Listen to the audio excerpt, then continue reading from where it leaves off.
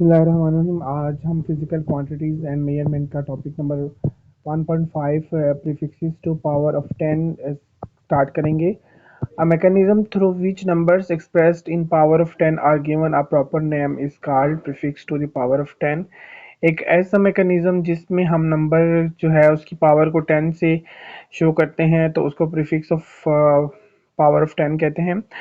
Prefix का मतलब होता है यानी किसी भी चीज से पहले यानी साबका यानी कि कुछ साबका कोई चीज लगाना उसको प्रीफिक्स बोला जाता है। यानी एक चीज से पहले चीज को ऐड करना। प्रीफिक्स मेक्स स्टैंडर्ड फॉर्म और साइंटिफिक नोटेशन फर्दर इजियर। तो प्रीफिक्स क्या करता है, साइंटिफिक नोटेशन को बहुत आसान बना देता है। Large numbers are simply written in more convenient prefix with units. तो जिस जब नंबर ज़्यादा हो जाएंगे, उसकी तादाद ज़्यादा हो जाएगी, तो हम प्रीफिक्स के ज़रिए उसकी यूनिट्स को हम बहुत आसानी से लिख सकते हैं। The thickness of a paper can be written conveniently in smaller units of millimeter instead of meter। तो अगर हम किसी भी पेपर की मोटाई को जब हम लिखते हैं तो स्मॉलर यूनिट्स हैं मिलीमीटर्स में, वो हमें बहुत इजी ले लिख सकते हैं, ना कि हम उसको मीटर में लिखें तो वो बहुत हमारे लिए डिफ़िकल्ट होगा। तो दो सिटीज़ के दरमियान जो लॉन्ग डिस्टेंस होगा वो हम बिगर यूनिट में, हम डिस्टेंस के बिगर यूनिट में अगर हम लिखते हैं तो वो हमारे लिए इजी होगा। अगर हम उसको स्मॉलर यूनिट में लिखते हैं, यानी कि अगर हम यहाँ से कहते हैं कि यानी कि अगर कहा जाता है इस्लामाबाद से कराची का जो डिस्टेंस है फॉर एग्जांपल वो 1000 किलोमीटर्स जो है वो लिखना इजी है। लेकिन अगर उसको हम मिलीमीटर में लिखेंगे तो हमारे लिए वो बहुत ज़्यादा मुश्किल हो जाएगा। तो some prefix in S I to replace powers of 10 are given in table 1.3। इसमें हमने प्रीफिक्स की अब देखेंगे कि पावर्स क्या हैं।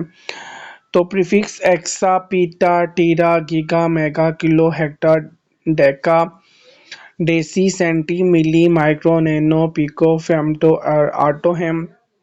तो इसमें एक्सपोनेंट हमने जो ऊपर वर्ड पढ़ा था वो होता है 10 और उसकी पावर जो है वो ये इसको शो करती है। ये आप लोग देख लीजिएगा। अब हम इससे आगे नेक्स्ट टॉपिक में जाएंगे जिसमें मेजरिंग इंस्ट्रूमेंट्स की जो है वो बात करेंगे। तो सबसे पहले इसकी डेफिनेशन है, तो for measurements of physical quantities we need devices termed as measuring instruments. तो मेजरमेंट के लिए, पैमाइश करने के लिए हमें फिजिकल क्वांटिटीज़ की जो जब हम पैमाइश करेंगे तो उसके लिए हमें कुछ डिवाइसेस यूज़ करेंगे, उसको मेजरिंग इंस्ट्रूमेंट्स कहते हैं। These range from simple objects such as rulers and stopwatch to atomic force microscope and scanning tunneling electronic microscope. तो इसकी जो है वो उसने बताया कि सिंपल ऑब्जेक्ट्स की भी से भी हम मेजरमेंट कर सकते हैं, जैसे कि कोई फुटा वगैरह हो, स्टॉप वॉच हो, और एएफएम जो है और एसटीएम। तो ये सारी चीज़ें जो है ये मेजरमेंट के लिए यूज़ होती हैं। All measuring instruments have some measuring limitations. तो तमाम मेजरिंग इंस्ट्रूमेंट्स जो हैं उनकी कुछ उसके ऊपर वो लिमिटेशंस भी हैं। Least count is the minimum value that can be measured on the scale of measuring instrument. तो सबसे छोटी जो वैल्यू है उसको हम स्केल के ज़रिए जो है वो मेजर कर सकते हैं। The measurement of every instrument is therefore limited to its least count. तो हर जो मेजरमेंट है वो अपने लीस्ट काउंट यानी कि सबसे छोटी जो वैल्यू होगी उसके ऊपर जो है वो महदूद होगा। अगला टॉपिक है metre rule. We use regular to draw margin lines on our notebook.